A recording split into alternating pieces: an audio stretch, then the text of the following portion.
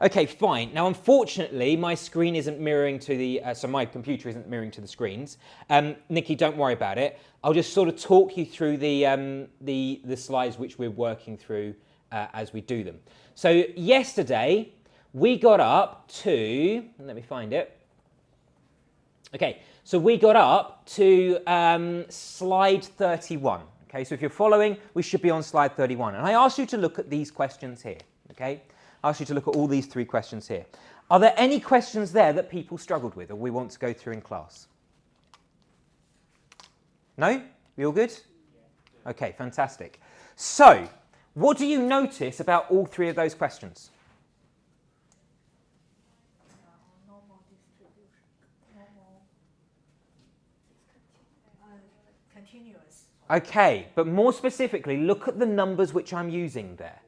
Okay, so if we have a look, for example, at the first one, okay, we have a normal distribution. So x is normally distributed with a mean of 4 and a variance of 9, or 3 squared. Okay, and if you have a look at the questions, it's like, what is the probability that x is less than 1? Yeah?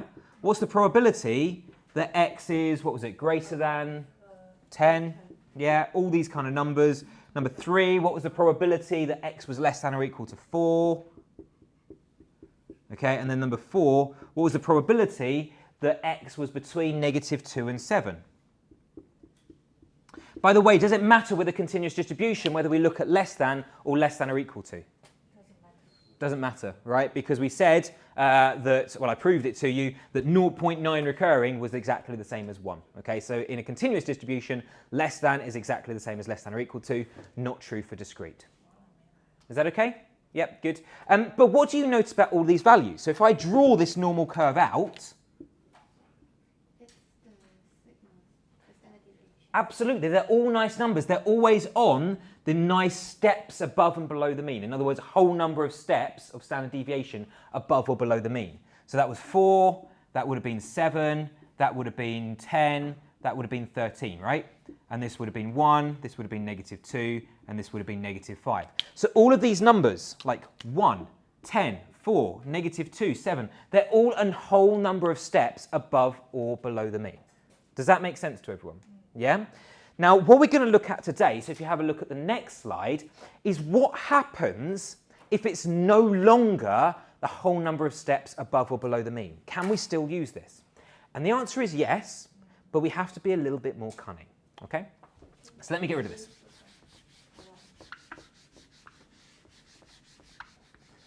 So in other words, instead of looking, for example, at whole number of steps, what if we want to look at, for example, like 1.5 steps below the mean, or 2.3 steps above the mean, or -3.2 steps below the mean? Yeah? That's the kind of questions which we want to ask today. Now, in order to do this, we need to be a little bit more cunning. Hang on a minute, let me get that right, that's it. Okay. So, we need to do a transformation because, of course, every distribution that you look at will be slightly different because it depends on the 2 parameters that you give me. Does that make sense? Yeah? So every normal distribution will be slightly different depending on the parameters which you give me. So what I want to do is transform all of my distributions that I give you, and I want to transform it so that these are nice numbers. They're a standard distribution numbers. Okay? So why not just say I want to transform every single distribution, okay, where the mean is equal to 0. Okay, that's slap bang in the middle, that makes sense, right? And then if I move 1 standard deviation above the mean, I want that to be 1. And then 2 standard deviations above the mean, I want that to be 2. And 3 standard deviations above the mean, I want that to be 3. Likewise, in the other direction, 1 standard deviation below the mean, I want to transform that so it's the number -1. Okay? And then -2, and then -3, etc., etc., etc. Okay? So this here would be known as a standard normal distribution.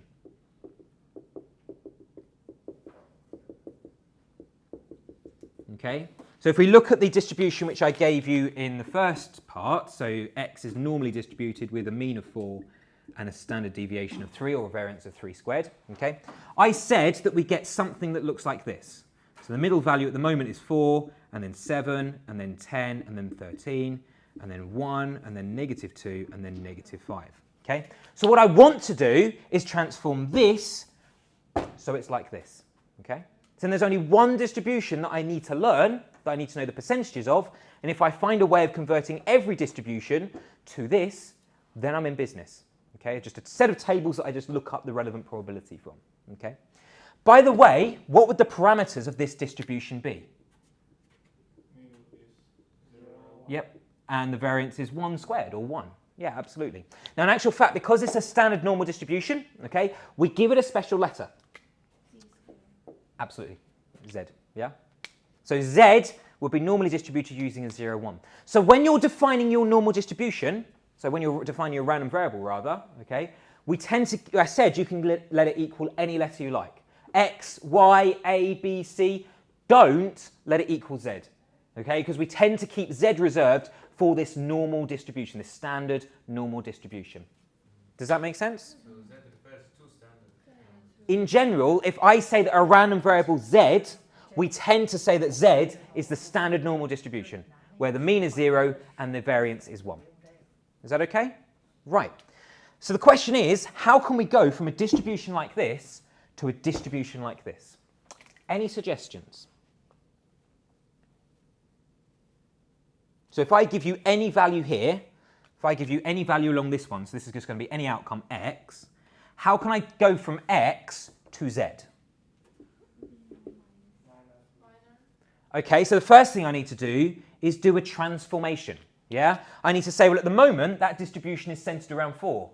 I want that distribution to be centered around 0. So how can I go from a distribution centered around 4 to a distribution centered around 0? Minus 4. Exactly, minus the mean. Does that make sense? So if I take away the mean, what I'm literally doing, picking up this distribution and moving it so it's now centered around 0. Okay? However, if I just do x minus mu, what will this distribution now look like? Okay, so where's the center of this distribution now? 0, right? But what is that number there? So what's one step above the mean? 3. It's still 3, right? And then if we keep going, it's 6, and then 9. And if we go in the other direction, it's -3, -6, and -9. Does that make sense? Because I haven't changed the spread of the distribution at all. It's still standard. It's still the standard deviation. It's still 3. It's just I've changed the center of the distribution to be around 0. So I need to do something else. What could I do so that all of these numbers, instead of being 3 steps, are now only 1 step? Divide by 3. Divide by that standard deviation. Literally shrink that distribution down. So instead of being 3 steps, it's now only 1 step. Does that make sense? Okay. So I'm going to do x minus mu, and I'm going to divide it by that standard deviation. If I do that, then my distribution is going to now be still centered around 0, but each step is now only going to be worth 1, which is exactly what I want. Okay? So to get from x to z, so actually let me use the real numbers here. So in this case, the mean was 4, and the standard deviation was 3. Does that make sense? So I need to do this to every single value in my distribution, and then I'm in here. Okay? So the transformation that I need to think of is z is equal to every single value in my distribution, x, take away the mean, divide by the standard deviation. Does that make sense? We call the process of going from this thing to this thing standardizing. And you can kind of see why, right? Because we're literally going to a standard normal distribution. We're standardizing it. Okay? Are there any questions about that? No? We're all good? What's this for? Good question. So this is where you don't have a whole number of standard deviations above or below the mean. So say, for example, if you wanted to work out the probability of getting a value up to 1.5 standard deviations above the mean, you would then have to use this.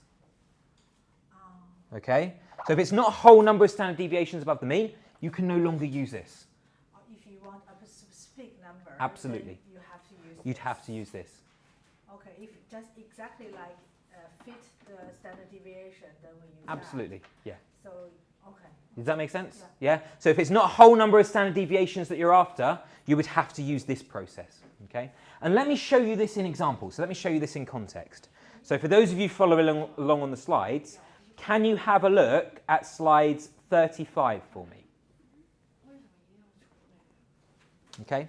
So we're at slide 35 at the moment. We've just talked about the process of going from this to this. Okay. But you're probably like, well, so what? Who cares?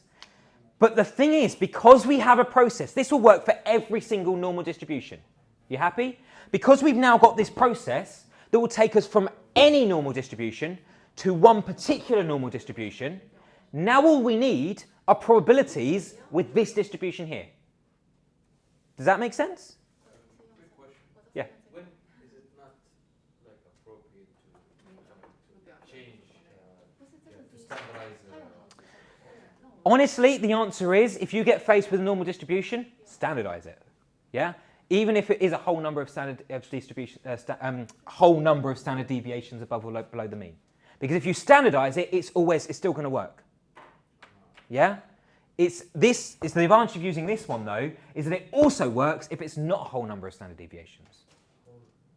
So we just use this no matter. Pretty much. Yeah. Pretty much just use this process from now on. I gave you this to kind of give you a feel for how you could use it and how this normal distribution works, rather than just jumping in with this. But to be honest with you, from now on, because this thing will always work, I'd advise you just to use this. Yeah, absolutely. It will always work. So the question is then, well, how? How does it work?